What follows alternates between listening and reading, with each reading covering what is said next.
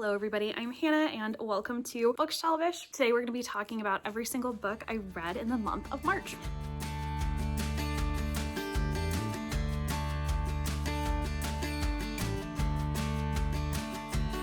So just gonna be so honest with you guys, I have already recorded about 25 minutes worth of this video and then my phone freaked out and deleted it. So we're starting from scratch. I read 19 books in March, which is quite a bit. So we're gonna go kind of fast on this stats wise because otherwise I will implode. I grab all of these graphics that I'm about to share with you over here from the StoryGraph, which is one of many book tracking apps that I use. This is my favorite for data visualization because they make these beautiful, colorful charts that just really help you see what you're actually consuming book-wise. Let's jump into it. So we've got my moods as per pretty much usual. At the top is emotional and adventurous, followed by funny, tense, lighthearted, and dark. Lesser moods at hopeful, sad, mysterious, and relaxing. For pace, I read 11% slow, 11% fast, and 79% medium. Page number, 5% were under 300 pages, 74% were 300 to 499, and 21% were 500 plus pages. I read 5% nonfiction and 95% fiction. And for genres, I had mostly romance with 11, followed by fantasy with 8, followed by contemporary with 4, dystopian, young adult, and historical with 2 each, and LGBTQIA+, science fiction, and history with 1 each. I'm not really tracking my formats anymore because I'm reading so many books with either like the physical or digital book in front of me and then listening. So there's not really a good way that I found to track immersion reading, so I haven't been.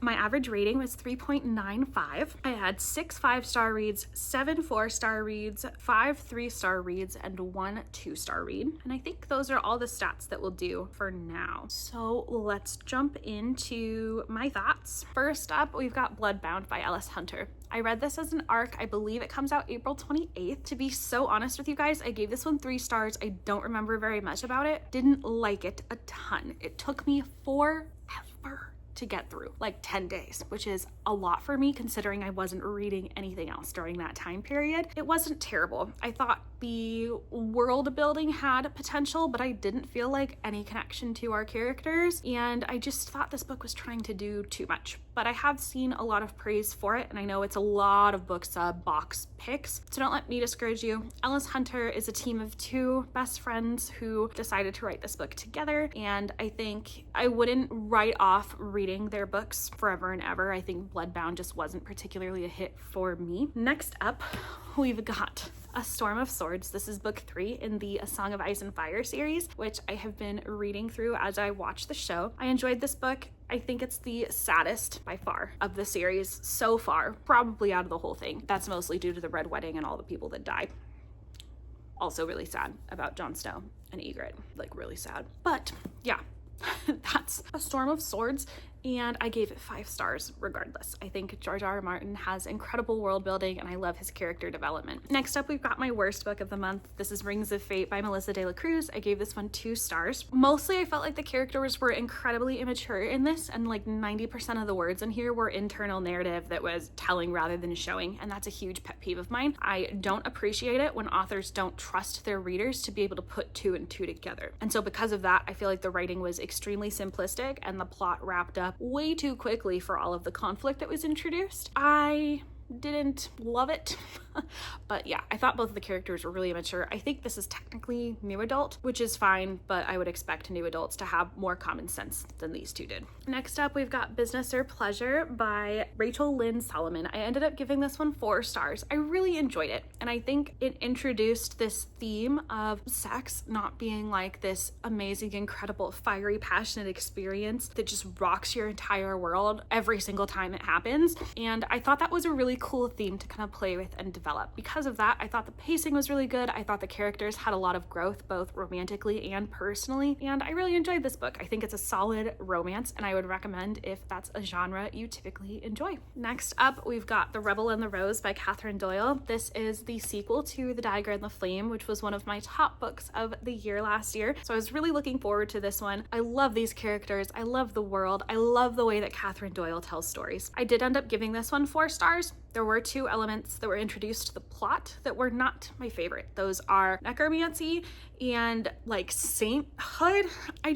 They're not my favorite things to read about in any context. It's not even this book's fault. And I do think that she did an excellent job with this book. I thought it was a duology for some reason, but there is going to be a third book, which I am excited to get my hands on. Next, this is probably my favorite read of the month. This is Silverleaf by Dani Francis. This is a dystopian romance book about our girl Ren and our boy Cross, and they are dealing with a very militaristic state where a lot of people are mods, which basically means they have some kind of powers through a genetic mutation. They are discriminated against. Ren is a mod, but she hides it. Cross is the commander of the society's army, and his dad is the dictator, basically. I really enjoyed this one. I think if you liked Conform and Beneath by Ariel Sullivan, that's a good read-alike to this. So if you like this one, you should read those and vice versa. I wouldn't say this is the most amazing book ever written. It was very tropey and pretty predictable, but I ate it up. It was super fun, and I think it kept me hooked the whole time. The pacing was awesome, and I'm really looking forward to book 2, Broken Dove, which I believe comes out in May. Highly recommend Silverleaf. Next up, we've got The Maui Effect by Sarah Ackerman. I originally got this book because I just loved the cover. I ended up giving this book 4 stars. I think it's a solid romance. If you want anything that's got some ocean, Maui, conservation, surfing, all of these things are very prevalent in this romance. I think I would compare Sarah Ackerman's writing to Catherine Centers in the way that she writes, where the romance is very much at the forefront, but there's a lot of other plot lines swirling around as well. Similar to Catherine Center gets lost in the sauce sometimes with the B, C, and D storylines that maybe lose the romance a little bit. She did bite off a lot to deal with in this book. I ended up binging it in one afternoon on audio, which I thought was a great way to do it, and I highly recommend this one, again, if romance is your genre.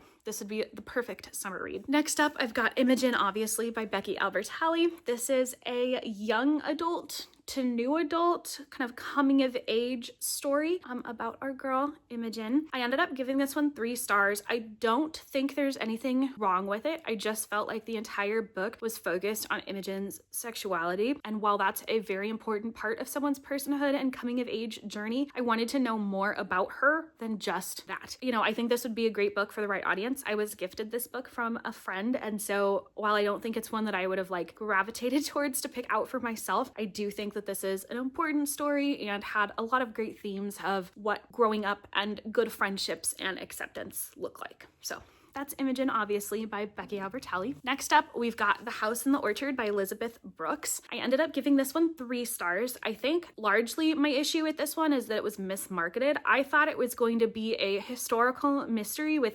psychological elements, but what I got was more of Emma M. Lyon if she was psychologically disturbed and there was a lot of trauma. So not really my favorite book. That being said, I don't think it was a bad book necessarily. I think my expectations just did not help my experience very much. Next up, this is the nonfiction book that was in our chart. This is The Zookeeper's Wife by Diane Ackerman. This book, I ended up giving this one 4 stars only because it just didn't have that 5-star feeling for me for whatever reason, but it was a fantastic read. This is about 2 zoologists who operate the Warsaw Zoo during the time that the Nazis occupy Poland. The Gestapo have a hunting party where they basically shoot and hunt all of the zoo animals. And so now there's a bunch of empty cages, which the zoologists use to house the Jewish population and help them escape from under the nose of the Nazis, which is incredibly brave. It was a very hard story to read, but I think gave me so much more insight into the Polish occupation and resistance that I hadn't heard before. Apparently there's a movie made out of it. I have not watched the movie, but it has some really good reviews. I think this is a really good one to pick up if you haven't read it and this time period interests you, or you're a big animal lover, although lots of triggers abound. So just read with care. And yeah, this one really broke my heart. Next up, we've got Twice in a Lifetime by Melissa Barron. This is one of those where I feel like serendipity kind of took over and I just picked this up at the perfectly right time. I ended up giving this one 5 stars. I am not normally a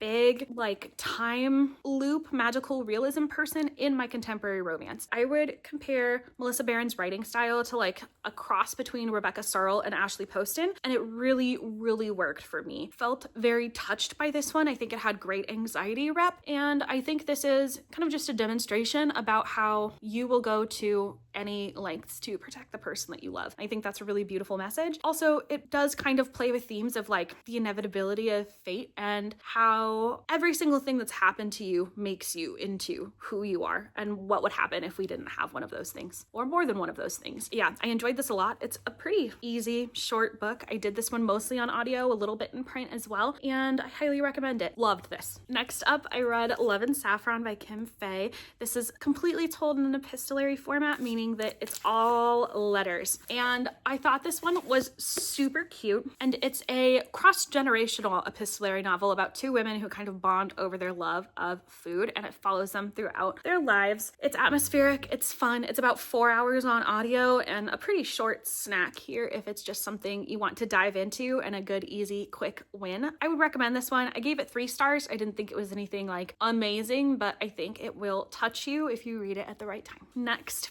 we have got Say You'll Remember Me by Abby Jimenez. This is her, well, it's no longer her latest release because The Night We Met came out March 31st, but this was her spring release from last year, and this features a long distance relationship. There was a lot of criticism about this book, I think, in comparison to her Part of Your World trilogy, which I loved that trilogy, but I really enjoyed this book as well. I ended up giving this 5 stars. One of the other pieces that I really enjoyed is that half of this at least, with the FMC's part of the story, takes place in Los Angeles, and so there's a lot of like California nods in here, which I really enjoyed since I went to college in Southern California, and I just had a great time reading this. Loved the MMC. I thought this was a very, very realistic look at what long distance relationships are actually like, and I appreciated that. And there was also a lot of dementia and like long-term care rep in here because the FMC's mom was diagnosed with dementia, and the reason she's in California is because her and her family are trying to figure out how to take care of her mom. Lots of really good, meaty, deep themes in here, and I had a great time. Next up, we've got In the Weeds by B.K. Borison. This is Love Light Farms book 2. I have to say, I think I liked Love Light Farms a bit better than this one, but this one was great as well. I really liked Beckett. Was kind of neutral on Evelyn,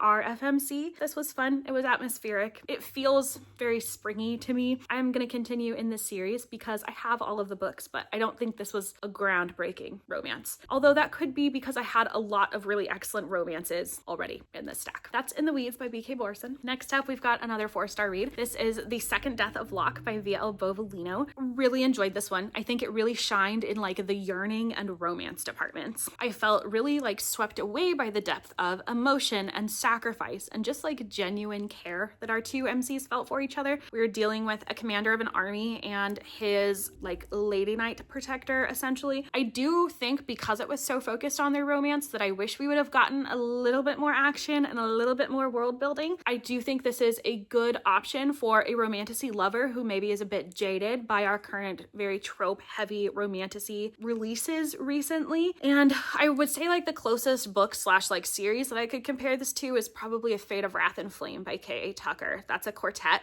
and I felt like they had very similar writing styles. I love V.L. Bovalino's writing. That is The Second Death of Locke. We've got 4 left, and I don't think I input this one into my Goodreads, which is why I was looking all confused. This is Iron Gold by Pierce Brown. This is the 4th book in the Red Rising series, our first in kind of era 2 after our original trilogy and subsequent 10-year time jump. I really enjoyed this one. I gave it 5 stars. I do, however, think it is my least favorite so far of all of the Red Rising books. I had a hard time with the newly introduced POVs for a while, I think. All I wanted to do was hear about Darrow, Mustang, Sevro, and Victra, which we did get a substantial amount of, but it's never enough for me, so I will never be satisfied. I do feel like so much of this was built up for the next book. I'm now about 2/3 through Dark Age, and I can see how all of the threads were building so that we could get what we're getting in Dark Age, and I'm sure Lightbringer to come. That being said, I do think unless you're already in love with Red Rising, this probably won't hit as hard for you. I do think Pierce Brown's an incredible writer, and I look forward to seeing how the rest of this plays into the larger story. All right. Next up, we've got The Fake Mate by Lana Ferguson. Lana Ferguson is ridiculous, and she writes ridiculous books. And I don't know why, but I absolutely loved this one. I thought it was so fun. This is like, I guess, paranormal romance. It's Omegaverse technically, but it's a very soft introduction to Omegaverse. So do not be intimidated if you don't know anything about it. I barely knew anything and I had a great time with this one. I don't think I'm going to give you more than that because I feel like it's better if you go in blind. There's a lot of good spice in here too, if that is your bag. This one was kind of a dud for me. I did end up giving it 3 stars though. This is The Everlasting by Alex E. Harrow. I've read one other Alex E. Harrow book, which is The Starling House, and I really liked that one. This one, I think I had really high expectations because I've had a lot of friends who've really liked this, and I think I just didn't like it as much, which was really disappointing to me because I wanted to. This is about a lady knight and a researcher from a university who was basically trying to learn everything about her and in process accidentally gets stuck in a time loop. I don't do good with a time loop story. I really don't. And so that was one problem. The other problem was that I pictured the MCs as Frodo and Brienne of Tarth very early on, and I couldn't get that out of my head, and it did not serve me. I think if you're gonna go in and read this book, one, I would recommend that you have a physical copy in front of you because it can get confusing with the time loops. 2, I would say try not to have super high expectations and you'll probably like it more. I think Alex E. Harrow crafts books. Like, I think she doesn't just write books, she truly thinks about every little thing that goes into them. The other author that does this really well is Olivia Blake, in my opinion. I just can feel the care that they put into their stories, and so I wish I liked this one more. This is the Owl Crate edition. It's very pretty. You can see why I pictured Brienne of Tarth and Frodo. It's not my fault. That'll live on in 3-star land for me. Our very last book. This is Assassin's Apprentice by Robin Hobb. So many of you already know these books, so I'm not going to go into a ton of detail, but this is the first book in the Farseer trilogy, which is the starting trilogy of the Realm of the Elderlings saga. I really enjoyed this book. It is very slow, character-based fantasy. This is not the book to read if you're looking for a really high octane plot. I would go elsewhere for that. This is the kind of book that if you want to sink in, get to know your characters, feel for them, and really learn about where they come from, you'll like this book. And you can already tell that it's setting up the scope for the whole rest of the series, and I'm so excited to see where it's going. I don't think I can pick up the whole pile, so I'm gonna pick up some of these and say, hey, thanks so much for watching this. If you're still here, I really appreciate you. I would love to know what you read during the month of March. Any of your favorites? There's a hair in my face that I cannot get out. Thank you so much for coming. I will see you in the next video.